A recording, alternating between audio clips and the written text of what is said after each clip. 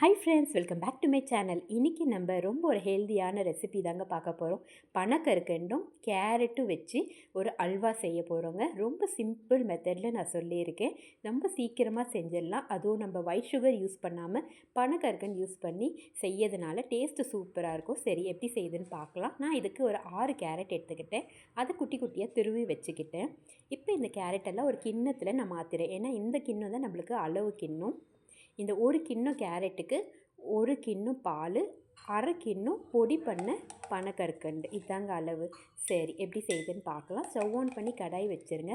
அதில் ஒரு 3 ஸ்பூன் நெய் சேர்த்துடலாம்.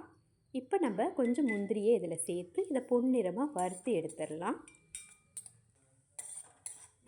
இந்த கலர் வந்தோடனே நம்ம இதை தனியாக எடுத்து வச்சிடலாம். இப்போ இதே கடாயில் திரும்பவும் ஒரு 2 ஸ்பூன் நெய் சேர்த்துக்கலாம்.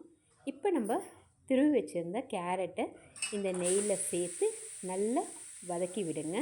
லோ ஃப்ளேமில் வச்சு இது ஒரு 5லேருந்து 8 நிமிஷம் வரையும் நல்லா வதக்கி விடுங்க. நம்மளுக்கு அந்த கேரட்டும் நெய்யும் சேர்ந்து ஒரு சூப்பரான வாசனை வரும். அது வர்ற வரையும் நல்லா நம்ம இதை வதக்கி விட்டுட்டே இருக்கணும்.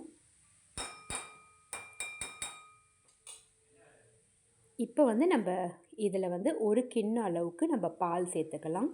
நான் சொன்னேன் இல்லைங்களா, ஒரு கிண்ணம் கேரட்டுக்கு ஒரு கிண்ணம் அளவு பால் போதும். இப்போ இதை நம்ம நல்ல மீடியம் ஃப்ளேமில் வச்சு நல்லா கொதிக்க விடுங்க.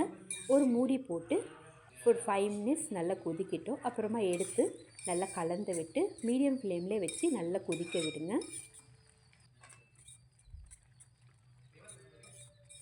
அப்பப்போ நம்ம கலந்து விடணும்.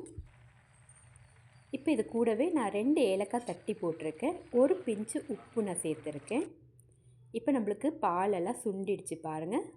இந்த அளவுக்கு வரும்போது நம்ம இதுக்கு இனிப்பு சேர்த்துடலாம். பனக்கற்கண்டு நான் மிக்ஸி ஜாரில் போட்டு நல்லா பவுட்ரு பண்ணியிருக்கேன். அதே கிண்ணத்தில் ஒரு அரை கிண்ணம் பனக்கற்கண்டு நான் சேர்த்துருக்கேன்.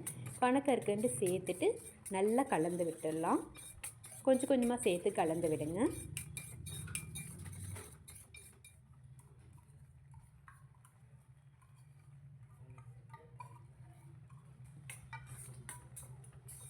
லோ ஃப்ளேம் வச்சு நம்ம கலந்து விடணும். இது கூட நம்ம கொஞ்சம் நெய் சேர்த்துக்கலாம். ஒரு ஸ்பூன் அளவுக்கு நெய் சேர்த்துக்கலாம். சேர்த்துட்டு நல்லா கலந்து விடுங்க. இந்த கடாயில் இது ஒட்டாத அளவுக்கு நல்லா வரும், சுண்டி வரும். இந்த ஸ்டேஜில் நம்ம வறுத்து வச்சுருந்த முந்திரி பருப்பு இதில் சேர்த்துடலாம். சேர்த்துட்டு நெய்யை நல்லா தூவி விட்டு ஒரு 2 கிண்டி இறக்குனிங்கன்னா நம்மளுக்கு கேரட் அல்வா ரெடி. கண்டிப்பாக ட்ரை பண்ணி பாருங்கள், ரொம்ப நல்லாயிருக்கும். அப்புறம் நம்ம சேனல் இதுவரை சப்ஸ்கிரைப் பண்ணலைன்னா மறக்காமல் சப்ஸ்கிரைப் பண்ணிவிடுங்க. இந்த வீடியோ உங்களுக்கு பிடிச்சிருந்தா லைக் பண்ணுங்கள், ஷேர் பண்ணுங்கள். தேங்க்ஸ் ஃபார் வாட்சிங். Have a nice day.